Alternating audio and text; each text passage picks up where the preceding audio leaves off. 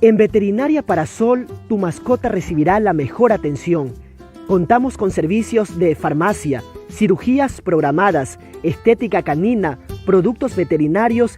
Junto a nuestros médicos, Rafael y Karen Solórzano, te garantizamos calidad en lo que hacemos. Visítanos en Avenida 5 de Junio y Juan Montalvo. Además, síguenos en nuestras redes sociales. ¡Te esperamos!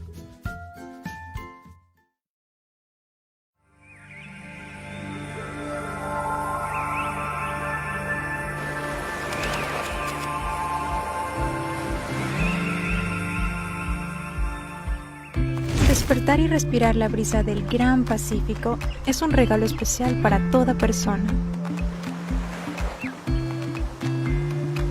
Un lugar de perfecta armonía entre la naturaleza y quienes la habitan. Almas bondadosas que nos conectan con la tierra y el mar. Sabores auténticos manaditas y momentos llenos de felicidad. Siente la libertad de ser tú mismo y la aventura de volver a ser un niño. Atrévete a vivir nuevas aventuras, incluso en la profundidad del mar.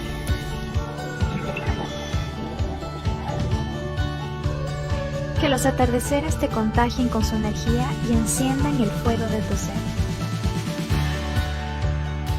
Esto es Coco Solo en color.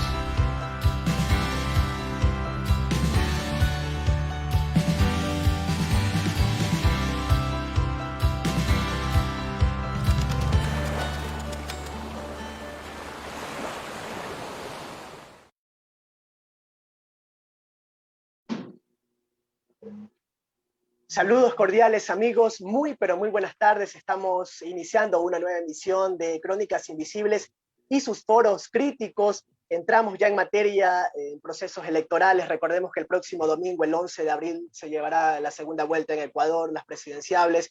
Perú también vivirá un proceso electoral, Chile más adelante también.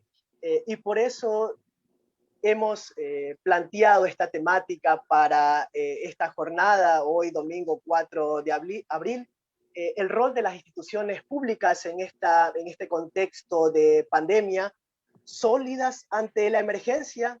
Es un poco lo que intentaremos despejar con nuestros invitados en esta tarde, que paso a presentarlos a Diana Luna. Ella es internacionalista mexicano-alemana, experta y asesora en temas de migración, comercio internacional y procesos políticos en América Latina.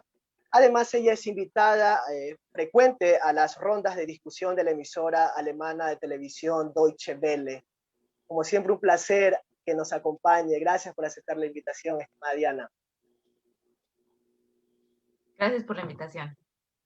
También quiero presentar y enviarle un caluroso saludo a David Telles. Él es máster en comunicación política y de gobierno, además asesor en marketing político y analista de temas coyunturales. Estimado David, desde la capital de la República de Ecuador, buenas tardes. Buenas tardes a ustedes, muchas gracias por la invitación. Perfecto, ahora sí vamos a entrar en materia de este tema. Creo que ya lo habíamos conversado con Diana, en detrimento con todo lo que se ha vivido en América Latina. Creo que es importante abordar esta temática del rol de las instituciones públicas. Y un poco, yo recuerdo ese diálogo del año pasado, Diana, relacionado a ética y política. Estuvimos aquí en Crónicas Invisibles discutiendo ese tema de ética y política, si había una relación estrecha.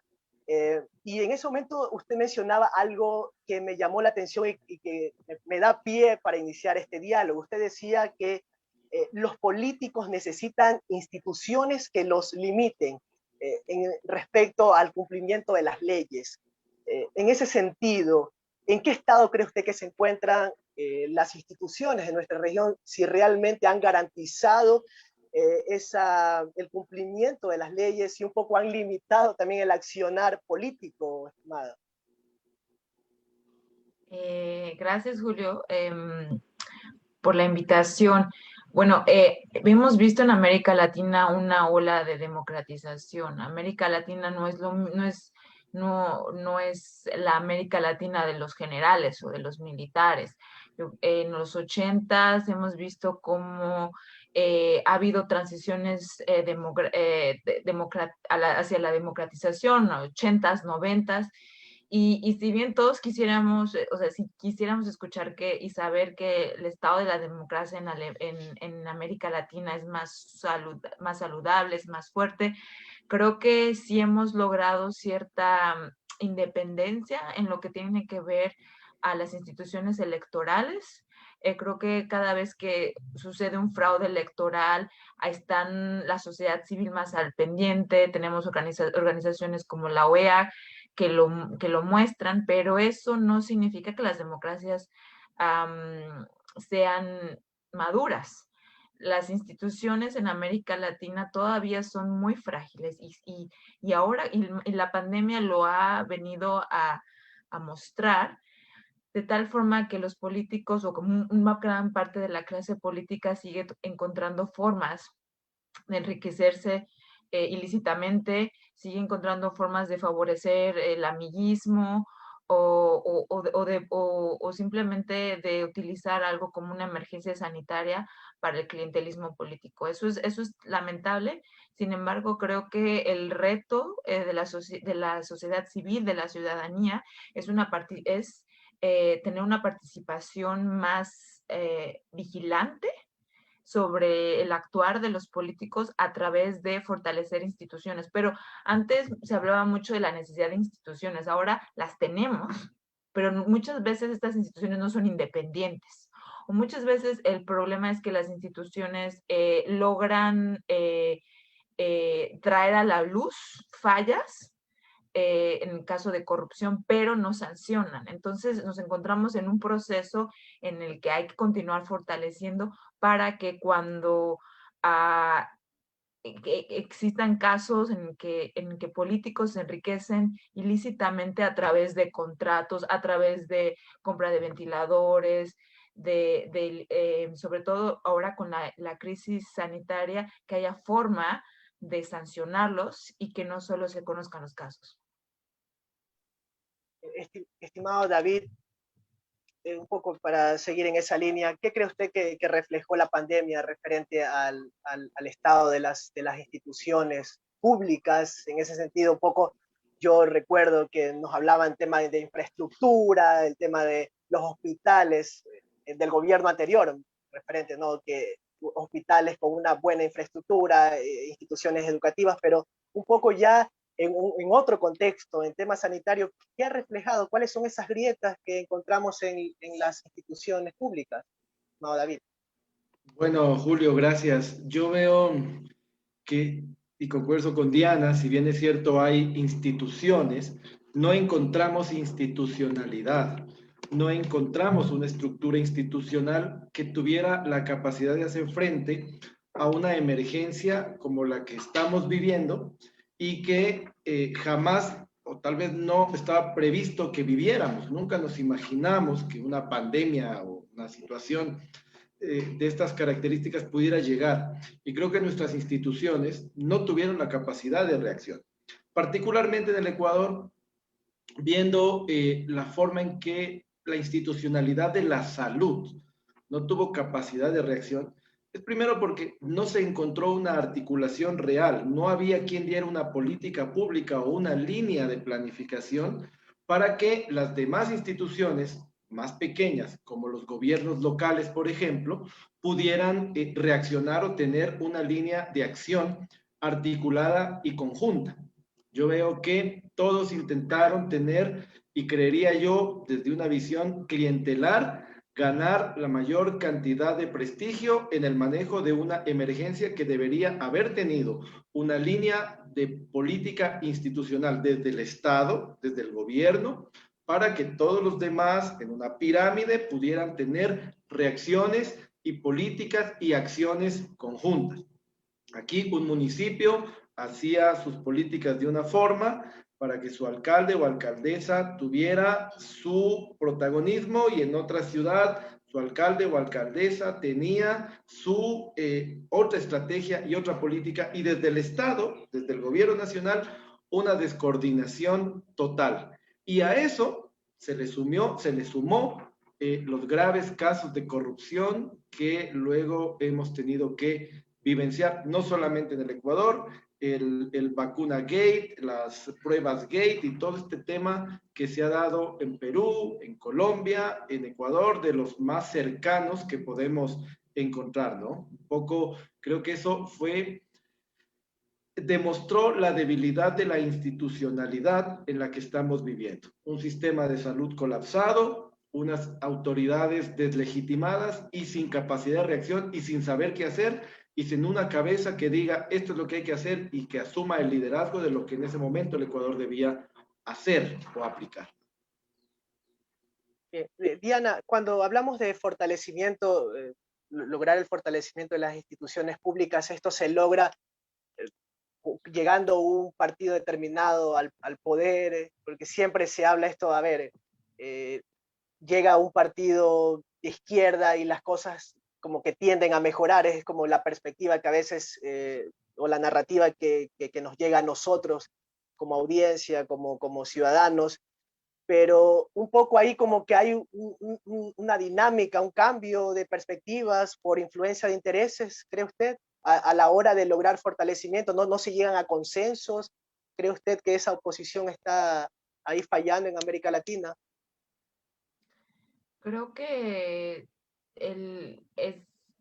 es vital, las instituciones tienen que ser fuertes de tal forma que no importa si el partido que esté en el gobierno sea de una tendencia de izquierda o de una tendencia de derecha, sino que ellas sigan haciendo su tarea. Por eso es tan importante fortalecer el servicio de carrera de los servidores públicos, ¿no? Que sea gente comprometida con el servicio y que sea profesional en lo que hace. De tal forma de que no importa quién sea la cabeza, todo el cuerpo siga cumpliendo con sus funciones. Yo creo que sí, yo sí estoy a favor de la alternancia democrática. Creo que lo hemos visto, por ejemplo, en muchos casos en América Latina, cuando llega alguien de un diferente color, de un diferente partido, siempre lo primero que va a hacer es mostrar todo lo que el otro gobierno lo hizo. Y creo que esto no solo es en América Latina, es normal en cualquier parte del mundo. Creo que es bueno hasta cierto punto. Creo que sí, la oposición es importante para contrarrestar el poder que a veces puede tener y vemos también el desgaste que puede traer cuando uno tiene cuando tantos años una persona está en el poder, aunque esa persona sea elegida democráticamente. En Alemania tenemos el caso de la generación Merkel, que siempre solo ha conocido a Merkel como su canciller. Creo que la canciller Merkel ha hecho un buen trabajo, pero creo que es también que también es importante la alternancia y los nuevos líderes. Creo que eso es algo muy importante. Pero creo que para combatir la corrupción y fortalecer las instituciones, creo que es una lectura errónea pensar que cuando es un gobierno de izquierda tendrá una agenda anticorrupción. Por ejemplo, el caso de Perú es muy claro. Se dice que el gobierno de Vizcarra tenía una campaña en contra de la corrupción. ¿Y qué pasó hace unos meses? Nos dimos cuenta que él fue de los primeros en vacunarse a través de estos regalos, o unos les llaman sobornos, que recibió el gobierno peruano del vacunagate. Entonces vemos que no basta con ser un gobierno de izquierda, también gobiernos de derecha. Bolsonaro llegó al poder con su promesa de limpiar la corrupción en Brasil y no lo ha hecho. Entonces aquí tenemos casos en los que de izquierda o de derecha se tienen al menos en la narrativa, esta lucha contra la corrupción, pero no se lleva a cabo. En algún momento me gustaría compartir 5 recomendaciones que son más que nada herramientas para reducir la corrupción durante la pandemia. Y esto es un reporte que publicó el Banco Mundial, que creo que es muy importante porque no importa qué gobierno, sea de izquierda o de derecha esté, y puede aplicar estas 5 recomendaciones. Y más importante que el gobierno es la ciudadanía y la sociedad civil. Listo estas 5 recomendaciones muy rápido. La primera tiene que ver con mejorar la transparencia. Y eso tiene que ver desde publicar el plan de vacunación y para que sea bien claro quiénes tienen la prioridad para ser vacunados primero, y que no se den el favoritismo de que porque tú eres el amigo del ministro de Salud, como en el caso de Argentina, recibes la vacuna. 2, la rendición de cuentas tiene que ser llevada a través de la sociedad civil. Y aquí yo quiero compartir rápido un caso de una práctica buena en México, porque siempre cuando tocamos estos temas todo es muy negativo. Bueno, es muy realista más que nada, y es esta alianza que existe para la rendición de cuentas entre la academia, la sociedad civil, el periodismo investigativo, que ayudan a dar a que se conozcan los casos de corrupción, a que se les exija al gobierno, pero no trabajan solo ellos, sino trabajan la sociedad civil con la academia y con el periodismo investigativo independiente para hacerlos públicos y obligar y exigirlos a la rendición de cuentas. Y en esta alianza de que yo hablo se llama la Red de Rendición de Cuentas, y es creo que un buen ejemplo de cómo la sociedad civil también puede permitir, pues sí, obligar al gobierno eh, que tenga un actuar más limpio. La tercera recomendación tiene que ver con sacar provecho de la tecnología. A través de la tecnología, cuando se publican los contratos, las compras públicas, cuando un gobierno da un acceso a sus datos, a su manejo de datos, permite que haya más transparencia. Entonces, eso es muy importante para estar vigilando todo lo que tiene que ver con las compras debido a esta emergencia sanitaria. La cuarta recomendación tiene que ver con que existan palancas adecuadas de acción para el gobierno. Y esto me refiero a estos entes fiscalizadores, por ejemplo, lo que es en México la auditoría, pero cada país tiene suyo, en que están ellos siempre controlando, auditando los gastos que lleva a cabo el gobierno y en el mejor de los casos sancionándolos. Y una última recomendación tiene que ver con el rol vigilante de la sociedad civil, pero también de instituciones internacionales. Los gobiernos, cuando cometen actos corruptos, no les gusta que haya actores internacionales que los estén culpando, estén pronunciando su mal manejo. Entonces yo creo que las instituciones internacionales, tanto Banco Mundial, Fondo Monetario Internacional, pero también Amnistía Internacional y la sociedad civil tienen también un rol para apoyar los esfuerzos nacionales en contra de la corrupción. David, lo que menciona Diana me hace pensar mucho lo que acá en Ecuador, por ejemplo, el tema de sobornos, arroz verde, salió a la luz por una investigación periodística, el periodismo de investigación. En ese sentido, un poco también se trató de desvirtuar, que habían intereses de por medio, pero ¿cree que dará resultados, ya enfocándonos ahora en Ecuador, en materia de corrupción? Yo creo que en materia de corrupción en el Ecuador hay mucha tela que cortar todavía. Creo que partiendo de, por ejemplo, el periodismo de investigación, hay poco en el Ecuador, y algunos de ellos o una parte del periodismo de investigación se han convertido además en actores políticos, y eso me parece muy peligroso al momento de realizar una investigación. ¿Por qué? Porque se convierten en voy a poner entre comillas, posibles persecuciones políticas, que es el acusado de corrupción dice que soy un perseguido político, y el que investiga o destapa la corrupción, entonces lo plantea como un proceso transparente y sin intereses. Pero cuando el periodismo de investigación se convierte también en un actor político, corre ese altísimo riesgo de no tener objetividad, y la gran intención de destapar la corrupción termina siendo en una persecución política. No sé si necesariamente los casos grandes de corrupción en Ecuador hayan tenido ese tinte, pero algunos muy particularmente se convirtieron en una polarización entre un periodista y un actor político del pasado, que se daban de golpes en redes sociales, y eso terminó en un juicio donde la fiscalía y los actores de la transparencia juegan un papel que no necesariamente termina convenciendo a la ciudadanía de que fue muy transparente. Creo que sí es necesario tener instituciones mucho más autónomas y fortalecidas para el combate a la corrupción, donde la sociedad civil tenga un papel mucho más protagónico, que pueda tener un proceso de observación, de vigilancia real al gasto público, y que el discurso ético sea plantado en la ciudadanía de una forma mucho más agresiva, mucho más fuerte, para que sepamos diferenciar entre un acto de corrupción real y un show político o mediático que también se da mucho en la región y mucho en América Latina, ¿no? Entonces, cualquier persona habla de corrupción, acusa a alguien sin necesidad de ser un caso real. Y se termina diluyendo en el escenario de las redes sociales y en el escenario de la comunicación, sin trascender. En Ecuador, hoy precisamente leía que hay más de 7,000 casos que la Corte de Justicia tiene que resolver alrededor de corrupción. Y de esos, ¿cuántos se conocen en el Ecuador? ¿1?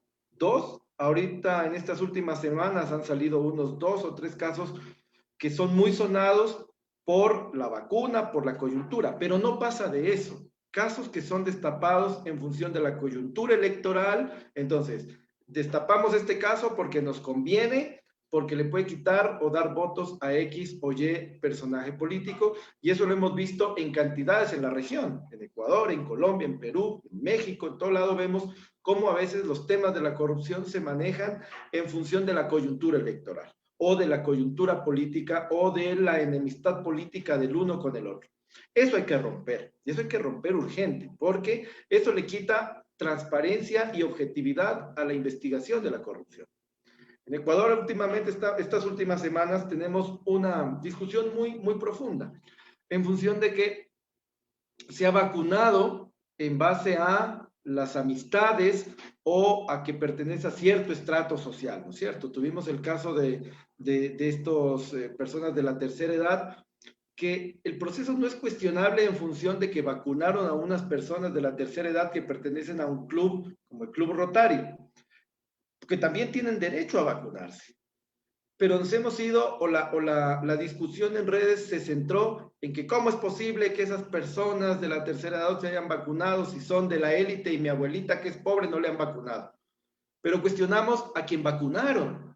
Y por favor, no hay que cuestionar a quien vacunaron, sino a quien tomó las decisiones al momento de implementar este plan de vacunación, que al fin y al cabo no hay un plan de vacunación, ¿no?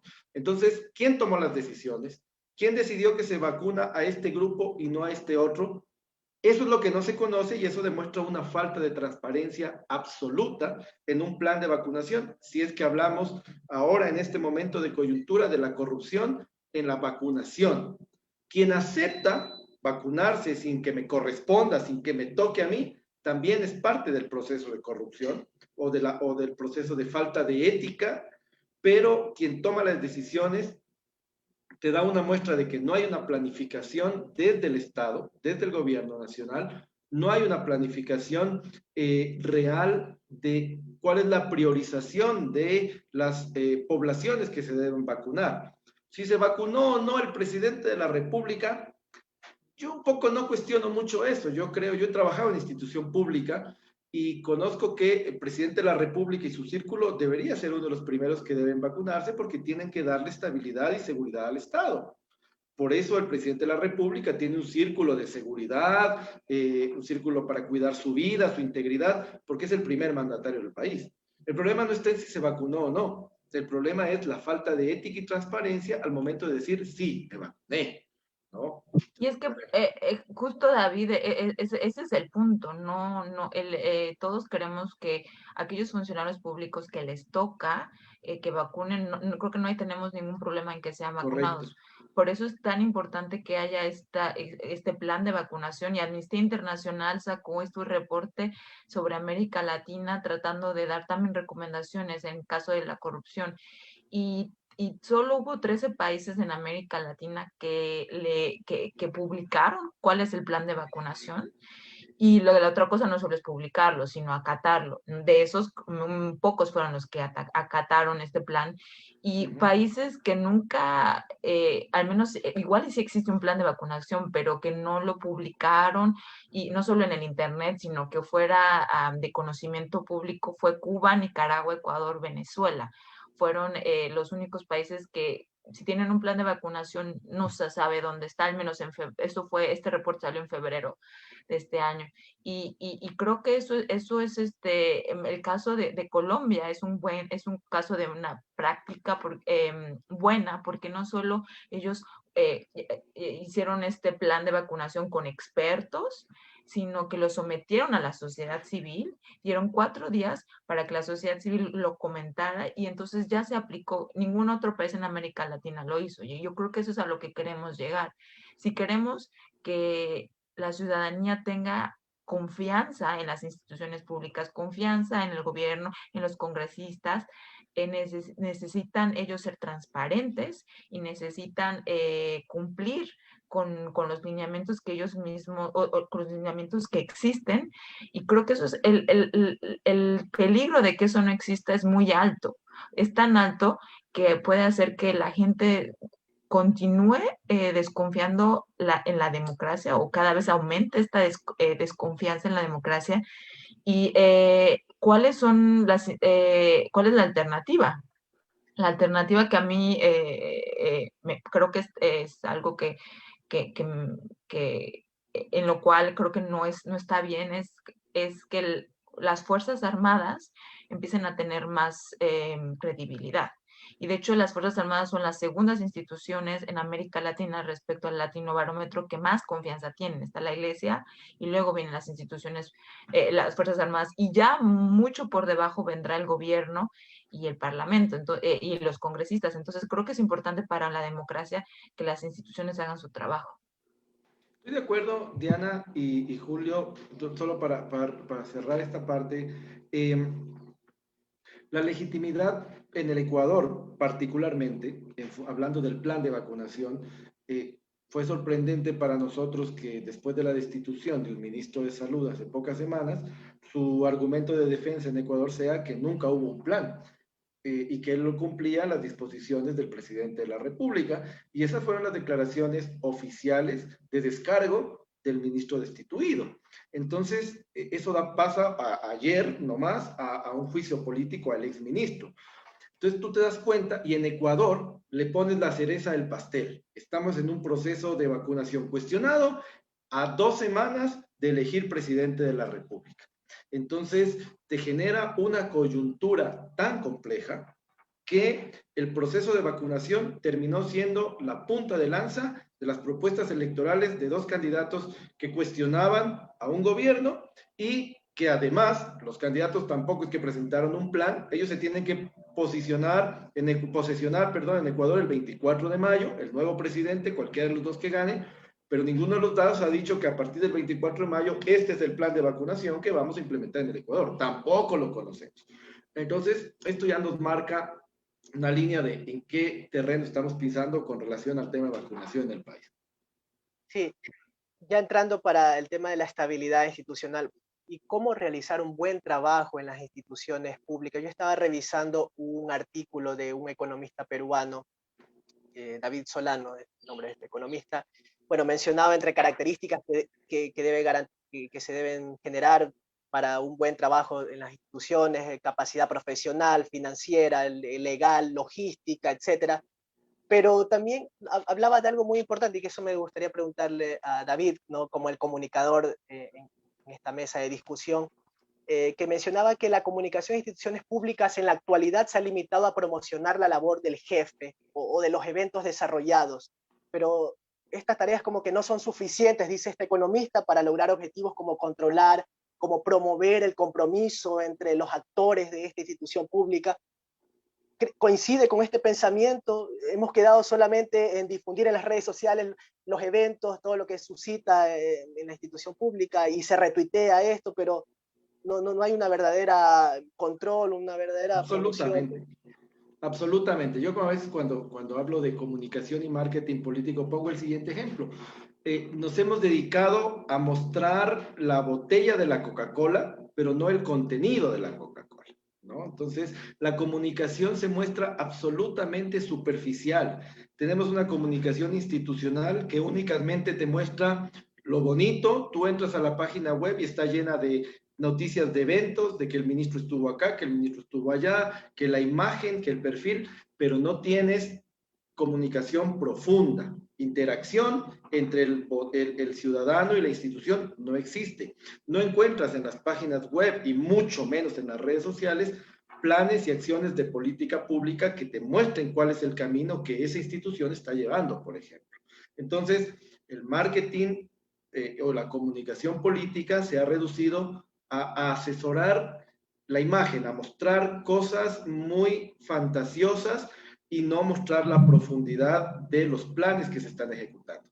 No hay comunicación de gobierno, no hay marketing de gobierno, hay comunicación política superficial, pero mostrar planes de gobierno integrales no existe en la comunicación. Seguramente porque, primero, no hay esa planificación profunda.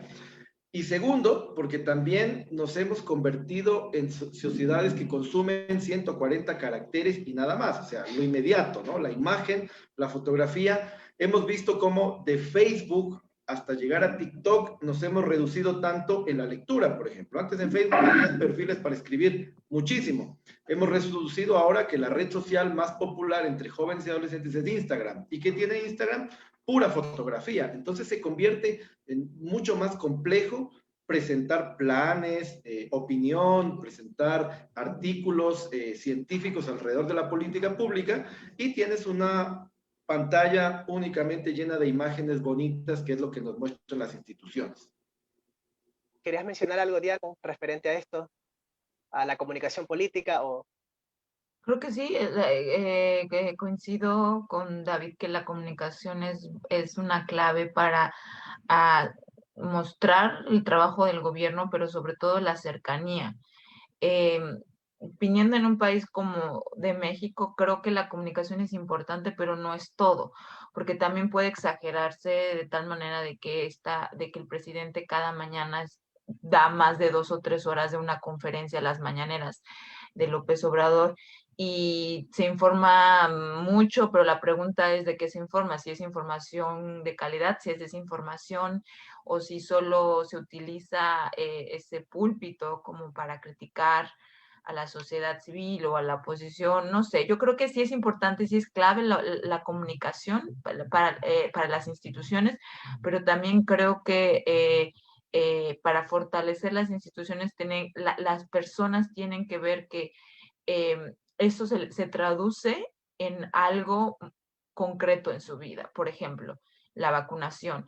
Por más que el gobierno haga muchos planes de vacunación, si yo sé que mi abuelita ya obtuvo la vacuna, entonces es algo tangible. Y creo que aquí el gobierno de Chile ha dado buenos resultados después de venir con el 2019 lleno de demostraciones, de un hartazgo social.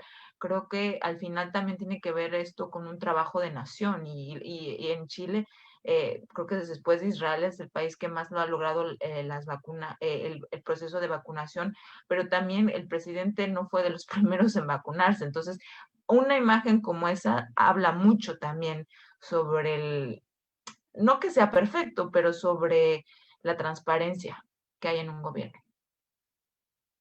Bueno, en ese sentido, cuando hablamos de la participación de sociedad civil, Diana, ¿crees que estamos listos como sociedad civil para hacer ese contrapeso que ustedes siempre mencionan, pesos y contrapesos, y si esa sociedad civil es la clave para lograr una oposición frente al gobierno de turno? Diana, ¿cuál es tu opinión en ese sentido? Y si estamos preparados, o sea, ¿está preparada la sociedad civil? Yo creo que sí está preparada y creo que sin una sociedad civil fuerte no puede haber una democracia madura.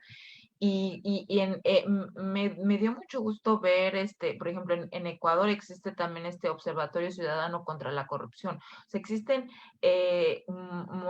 organizaciones que se están dedicando a la vigilancia.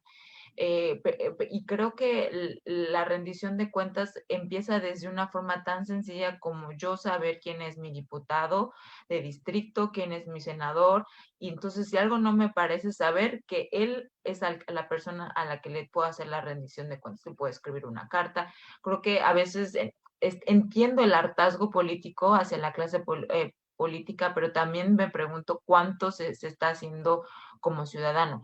También se ha visto mucho que entre la ciudadanía participe más en la auditoría de, de presupuestos fiscales. Sé que esto no es tan fácil y eso no lo puede hacer un ciudadano solo, pero la sociedad civil sí puede hacerlo en conjunto, junto con la academia y con el periodismo investigativo. Y solo si existen estas alianzas, como en este caso que conté, la red de rendición, creo que solo eso puede lograr que haya pesos y contrapesos. Y al final, el gran peso y contrapeso siempre son las elecciones.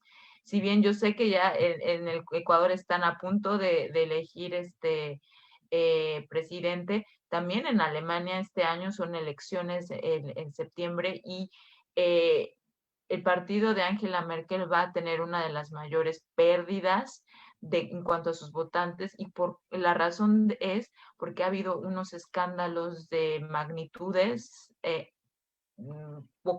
magnitudes fuertes sobre amiguismos y sobre todo sobre conflicto de intereses, enriquecimiento ilícito de varios congresistas del gobierno de del partido de Angela Merkel en la adquisición de estas mascarillas FFP2. Entonces, esto muestra que aún las democracias más maduras tienen grandes desafíos entre la pandemia, porque el dilema es actuar rápido, pero también actuar con integridad. Y estos dos aspectos son tan importantes, y por eso es que yo creo que parte de este contrapeso que va a venir desde la ciudadanía es que no van a votar tan fuerte al CDU como antes. Entonces, creo que si bien a veces los escándalos se utilizan, ¿no?, para manipular un poco eso, creo que también la ciudadanía, su voto es la mayor arma para decir hasta aquí. David, ya para ir cerrando este diálogo, ¿cree que estamos en una etapa de transición? ¿Cree que veremos cambios sustanciales en mediano o largo plazo referente al tema de instituciones buscando esa solidez? Bueno, creo que espero que este nuevo proceso electoral nos vaya generando mayor madurez política a los ecuatorianos y que vaya madurando nuestra democracia. Quiero tomar un paréntesis en función de lo que decía Diana y comparando con lo que va a pasar o está pasando en Alemania versus Ecuador. En los últimos años, el último gobierno al menos, hemos visto cómo casos de corrupción fuertes se han destapado en el Ecuador del gobierno anterior. Ha sido una permanente en el país, destapar un caso tras otro caso, algunos de ellos ya juzgados, ya exfuncionarios del gobierno anterior, detenidos, presos, prófugos, etcétera. Pero ¿hasta qué punto este elemento discursivo de la corrupción ha calado fuerte en la ciudadanía? Que a mi criterio no tiene los resultados que se esperaba si es que había un cálculo político alrededor de ello. Porque el gobierno cuestionado es quien ha manejado la tendencia de ganar las elecciones, ganaron la primera vuelta y ahora la segunda vuelta está muy peleada entre los dos candidatos. Entonces, por ahí cuestionar un poco en función de cuál es el nivel del discurso de la corrupción cala realmente en la ciudadanía. Y cómo esto, a la larga, viene a ser un elemento que fortalezca a las instituciones el momento en que, como ciudadanos, empezamos a exigir a ser más observadores y estar sobre las instituciones, sobre nuestros candidatos, sobre los ciudadanos que han sido electos para cumplir una función electoral o una función política o pública. Diana, esa misma pregunta. ¿Crees que América Latina vive una etapa de transición? ¿Veremos cambios sustanciales?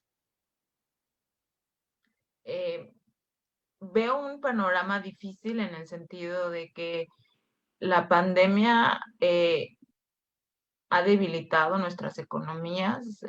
Mucha de la más del 60% de la economía en América Latina es informal. Ha dejado a los gobiernos con unas deudas altísimas, más del 75% en el 2020, desde su Producto Interno Bruto. Y también veo a veces cierta apatía, como lo decía un poco David, que ese desgaste de, bueno, al fin es otro escándalo más de corrupción, todos son iguales.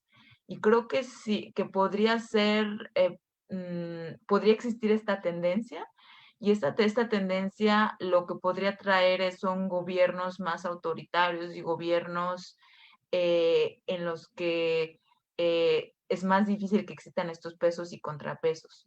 Entonces, si bien veo esta tendencia, quiero pensar que la pandemia nos ha mostrado la fragilidad de nuestras democracias y la importancia de que si nosotros no actuamos como ciudadanos, ya sea a través de un partido político, ¿por qué no? Ser parte de un partido político, involucrarse, o a través de la sociedad civil, o a través de tantas organizaciones que existen. Si yo no me involucro, entonces no puedo culpar de que la situación continúe. Yo creo que es el momento de dejar esta anestesia que hemos vivido y de reaccionar y de indignarse de estos casos de corrupción, pero no solo indignarse en el momento, como decía David, sino obligar a que haya una sanción y cómo se tiene que modificar los mecanismos o cómo se tiene que perfeccionar la institución para que eso no vuelva a suceder. Un ejemplo muy claro es que en esta crisis, de este caso de corrupción que les conté de Alemania sobre estos tapabocas, mascarillas, se dieron cuenta que Alemania es uno de los países que tiene un registro de cabildeo, de lobby más débil, muy débil, que podría mostrar mejor cuáles son los posibles conflictos de interés o dónde podría haber probabilidades de enriquecimiento de congresistas. Entonces, yo espero que este escándalo no solo continúe en que un partido reciba menos poder, sino que se evite en el futuro que esto vuelva a suceder y que estas personas sean sancionadas y que la justicia traiga un resultado. O sea, nosotros como ciudadanos tenemos que dar ese seguimiento y no solo enojarnos y hartarnos en el momento, sino a ver qué pasó de este caso. Y por eso el caso de Odebrecht en América Latina es algo en el que todos debemos seguir vigilando, a ver qué pasó. Pero en Perú ya ha habido varias personas detenidas. Yo te puedo decir, desgraciadamente en el caso de México no ha pasado mucho. Entonces tenemos que seguir estos casos de corrupción, seguirles dando el seguimiento necesario. David, Sí, ¿qué quería un enseñanzas poco... nos dejará esta pandemia? Sí, voy un poco contextualizar lo que está pasando en Quito, y quienes vivimos en la capital estamos viviendo un momento muy triste en la ciudad porque tenemos un alcalde cuestionado, un consejo municipal dividido. Bueno, un poco para ponerle en contexto a Diana, el alcalde de Quito está cuestionado e investigado por fiscalía y utilizando un grillete electrónico por la compra de unas pruebas PCR, o las pruebas hace un año, iniciando la pandemia. Unas pruebas que al parecer no servían, no tuvieron efectividad. O sea, hay un escándalo de corrupción terrible alrededor de eso. Pero ¿qué pasa? Aquí se demuestra la debilidad institucional, porque el cuestionado es el alcalde, pero el problema es que la municipalidad, la institucionalidad está parada. Quito está paralizado en materia municipal. No hay quien tome decisiones, no hay quien haga una obra, no hay quien haga una gestión en el municipio en función de un caso de corrupción. A mí me parece que la ciudad está abandonada porque esta dinámica de los concejales, la mitad de los concejales en contra del alcalde, la otra mitad defendiéndole, y la agenda mediática y la agenda política municipal está alrededor de un alcalde cuestionado y que a ese le pusieron el condimento adicional, que fue su hijo ahora involucrado también en un proceso de corrupción, el hijo del alcalde. Entonces, ¿qué te demuestro esto? Que la institucionalidad está girando alrededor de un caso de corrupción de una persona pero la institucionalidad desapareció. No hay municipio en Quito en este momento como institución. Y eso, el gran afectado es la ciudad. Yo hoy me atrasé a la entrevista gracias al caos de tráfico que tenemos en la ciudad, porque no hay quien tome decisiones en la ciudad en este momento. Eso te da muestra que este fortalecimiento de la institucionalidad es urgente. Y tomando palabras de Diana, hay que involucrarnos. Necesitamos un relevo generacional en la política inmediato. Gente con nuevas ideas, gente nueva, porque en Ecuador se volvió, y creo que no sé si en América Latina, una recicladora de políticos. Entonces son los mismos y los mismos y los mismos, solo que ahorita están aquí, mañana están allá, pero son los mismos nombres. Y quienes cuestionamos o estamos cuestionando o estamos en procesos distintos, no estamos del todo involucrados en convertirnos en tomadores de decisiones. Aquí tenemos una experiencia con un grupo de amigos que se llama la Casa de la Política, que es un proceso de formación de jóvenes. Pero hablamos desde el ejercicio político, desde evaluar y analizar en el día a día las decisiones que las autoridades toman y cómo lo haríamos nosotros. Y en este espacio tenemos jóvenes desde 16 años pensando la política.